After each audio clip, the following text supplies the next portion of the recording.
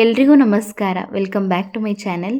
ದೋಸೆಗಾಗಿರ್ಬೋದು ಅಥವಾ ಇಡ್ಲಿಗಾಗಿರ್ಬೋದು, ಹೋಟೆಲ್ನಲ್ಲಿ ಯಾವ ರೀತಿ ಚಟ್ನಿನ ಮಾಡ್ತಾರೆ ಅದೇ ರೀತಿ ಚಟ್ನಿನ ಮನೇಲಿ ಯಾವ ರೀತಿ ಮಾಡೋದು ಅಂತ ತೋರಿಸ್ಕೊಡ್ತಾ ಇದ್ದೀನಿ. ವಿಡಿಯೋನ ಎಲ್ಲೂ ಕೂಡ ಸ್ಕಿಪ್ ಮಾಡದೆ ಪೂರ್ತಿಯಾಗಿ ನೋಡಿ, ಹಾಗೆ ನಮ್ಮ ಚಾನಲ್ನ ಸಬ್ಸ್ಕ್ರೈಬ್ ಮಾಡ್ಕೊಳ್ಳಿ.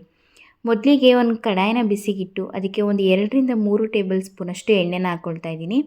ಎಣ್ಣೆ ಚೆನ್ನಾಗಿ ಬಿಸಿ ಆದಮೇಲೆ ನಾನಿಲ್ಲಿ ಒಂದು ಅರ್ಧ ಕಪ್ಪಷ್ಟು ಕಡಲೆ ಬೀಜನ ಹಾಕ್ಕೊಳ್ತಾ ಇದ್ದೀನಿ. ಕಡಲೆ ಬೀಜನ ಹಾಕಿ ಸ್ವಲ್ಪ ಚೆನ್ನಾಗಿ ಫ್ರೈ ಮಾಡಬೇಕು, ಕಲರ್ ಚೇಂಜ್ ಆಗೋವರೆಗೂ. ಅಕಸ್ಮಾತ್ ಎಣ್ಣೆಲಿ ಬೇಡ ಅಂತ ಹೇಳಿದ್ರೆ ಹಾಗೇನೂ ಕೂಡ ಡ್ರೈ ಆಗಿದ್ದನ್ನು ರೋಸ್ಟ್ ಮಾಡಿಕೊಂಡು ಕೂಡ ಯೂಸ್ ಮಾಡ್ಬೋದು. ಎಣ್ಣೆಲಿ ಹಾಕಿದ್ರೆ ಬೇಗನೆ ಫ್ರೈ ಆಗುತ್ತೆ ಅನ್ನೋ ಕಾರಣಕ್ಕೆ ಎಣ್ಣೆಲಿ ಹಾಕಿ ಫ್ರೈ ಮಾಡ್ತಾಯಿದ್ದೀನಿ. ಈಗ ಇದಕ್ಕೆ ಖಾರಕ್ಕೆ ಹಸಿಮೆಣ್ಸಿಕಾಯಿನ ಹಾಕ್ಕೊಳ್ತಾ ಇದ್ದೀನಿ. ನಾನಿಲ್ಲಿ ಒಂದು 3 ಹಸಿಮೆಣ್ಸಿಕಾಯಿನ ಹಾಕ್ಕೊಳ್ತಾ ಇದ್ದೀನಿ.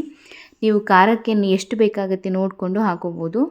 ಈಗ ಇಲ್ಲಿ ನಾನು ಒಂದು ಗೆಡ್ಡೆಯಷ್ಟು ಬೆಳ್ಳುಳ್ಳಿನ ಹಾಕ್ಕೊಳ್ತಾ ಇದ್ದೀನಿ. ಹಸಿಮೆಣ್ಸಿಕಾಯಿ ಬೇಡ ಅಂತ ಹೇಳಿದ್ರೆ ಒಣಮೆಣ್ಸಿನ್ಕಾಯಿನೂ ಕೂಡ ಇಲ್ಲಿ ಯೂಸ್ ಮಾಡ್ಬೋದು. ಈಗ ಇದಕ್ಕೆ ಒಂದು 1/4 ಇಂಚಷ್ಟು ಶುಂಠಿನೂ ಕೂಡ ಹಾಕ್ಕೊಳ್ತಾ ಇದ್ದೀನಿ. ಶುಂಠಿನ ಹಾಕಿ ಇದ್ರ ಜೊತೆಗೆ ಒಂದು ಅರ್ಧ ಗೆಡ್ಡೆಯಷ್ಟು ಈರುಳ್ಳಿನ ಹಾಕ್ಕೊಳ್ತಾ ಇದ್ದೀನಿ. ಚಿಕ್ಕದಾದರೆ ಸಂಪೂರ್ಣವಾಗಿ ಹಾಕೋಬೋದು, ಅಕಸ್ಮಾತ್ ದೊಡ್ಡದಾದರೆ ಅದರಲ್ಲಿ ಒಂದು ಅರ್ಧ ಭಾಗನ ಕಟ್ ಮಾಡಿ ಇಲ್ಲಿ ಹಾಕೋಬೇಕು.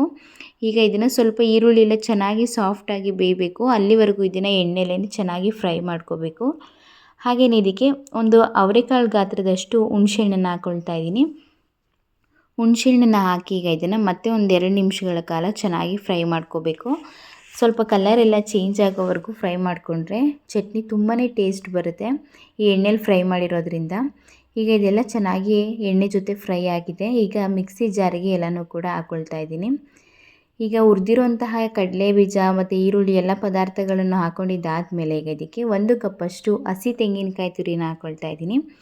ಹಾಗೆಯೇ ಇದ್ರ ಜೊತೆಗೆ ಸ್ವಲ್ಪ ಪುದೀನ ಸೊಪ್ಪನ್ನ ಹಾಕ್ತಾಯಿದ್ದೀನಿ, ಜೊತೆಗೆ ಸ್ವಲ್ಪ ಕೊತ್ತಂಬರಿ ಸೊಪ್ಪು ಇಷ್ಟನ್ನು ಕೂಡ ಹಾಕ್ತಾಯಿದ್ದೀನಿ. ಈ ಸೊಪ್ಪುಗಳು ಹಾಗೆಯೇ ಕಾಯಿ ತುರಿನ ಎಣ್ಣೆಲಿ ಫ್ರೈ ಮಾಡಿ ಹಾಕೋದಕ್ಕಿಂತ ಈ ರೀತಿ ಹಸಿಯಾಗಿ ಹಾಕಿದ್ರೆ ಫ್ಲೇವರ್ ತುಂಬಾ ಚೆನ್ನಾಗಿ ಕೊಡುತ್ತೆ. ಈಗ ರುಚಿಗೆ ತಕ್ಕಷ್ಟು ಉಪ್ಪನ್ನು ಹಾಕಿ ಸ್ವಲ್ಪ ನೀರನ್ನು ಹಾಕಿ ಇದನ್ನು ನುಣ್ಣಗೆ ರುಬ್ಕೊಬರಬೇಕು. ಈಗ ನೋಡಿ ಈ ರೀತಿ ನುಣ್ಣಗೆ ರುಬ್ಕೊಂಡು ಬಂದು ಇದಕ್ಕೆ ಇನ್ನೊಂದು ಸ್ವಲ್ಪ ನೀರನ್ನು ಆ್ಯಡ್ ಮಾಡಿ ಸ್ವಲ್ಪ ತೆಳುವಾಗಿ ಮಾಡ್ಕೋಬೇಕು. ಯಾವ ರೀತಿ ಹೋಟ್ಲಲ್ಲಿ ಕೊಟ್ಟಾಗ ತೆಳುವಾಗಿರುತ್ತಲ್ಲ ಅದೇ ಕನ್ಸಿಸ್ಟೆನ್ಸಿಲಿ ಮಾಡಿಕೊಂಡ್ರೆ ಚೆನ್ನಾಗಿರುತ್ತೆ. ಈಗ ಚಟ್ನಿಗೆ ಒಗ್ಗರಣೆ ಕೊಡೋದಕ್ಕೆ ಅಂತ ಹೇಳಿ ನಾನು ಕಡಲೆ ಬೀಜ ಹುರಿದಿದ್ದಂತಹ ಬಾಣಲೆಗೆ ಒಂದು 2 ಸ್ಪೂನಷ್ಟು ಎಣ್ಣೆನ ಹಾಕಿ ಸಾಸಿವೆನ ಹಾಕಿ ಸಿಡಿಸ್ತಾ ಇದ್ದೀನಿ. ಈಗ ಇದಕ್ಕೆ ಒಂದು ಅರ್ಧ ಟೇಬಲ್ ಸ್ಪೂನಷ್ಟು ಉದ್ದಿನಬೇಳೆನ ಹಾಕ್ತಾಯಿದ್ದೀನಿ. ಉದ್ದಿನಬೇಳೆ ಚೆನ್ನಾಗಿ ಕಲರ್ ಬಂದರೆ ಟೇಸ್ಟು ಕೂಡ ಚೆನ್ನಾಗಿರುತ್ತೆ, ಕ್ರಿಸ್ಪಿಯಾಗಿ ಸಿಗುತ್ತೆ. ಇದ್ರ ಜೊತೆಗೆ ಒಣಮೆಣ್ಸಿನ್ಕಾಯಿ ಹಾಗೆಯೇ ಕರ್ಬೇವಿನ ಸೊಪ್ಪು ಇಷ್ಟನ್ನು ಹಾಕಿ ಸ್ವಲ್ಪ ಚೆನ್ನಾಗಿ ಫ್ರೈ ಮಾಡ್ಕೋಬೇಕು. ಅಕಸ್ಮಾತ್ ಒಗ್ಗರಣೆ ಬೇಡ ಅಂತ ಹೇಳಿದ್ರೆ ಹಾಗೇನೂ ಕೂಡ ಯೂಸ್ ಮಾಡ್ಬೋದು ಚಟ್ನಿನ. ಒಗ್ಗರಣೆ ಮಾಡ್ಕೊಳ್ತಾ ಇದ್ದೀನಿ ನಾನಿಲ್ಲಿ, ತುಂಬಾ ಚೆನ್ನಾಗಿರುತ್ತೆ ಇನ್ನೂ ಕೂಡ. ಈಗ ಇದು ರೆಡಿಯಾಗಿದೆ. ಈಗ ನೋಡ್ತಾ ಇರ್ಬೋದು ಉದ್ದಿನಬೇಳೆ ಎಲ್ಲ ಎಷ್ಟು ಕಲರ್ ಚೇಂಜ್ ಆಗಿದೆ ಅಂತ. ಈಗ ಚಟ್ನಿ ಮೇಲ್ಗಡೆ ಹಾಕ್ಕೊಳ್ತಾ ಇದ್ದೀನಿ.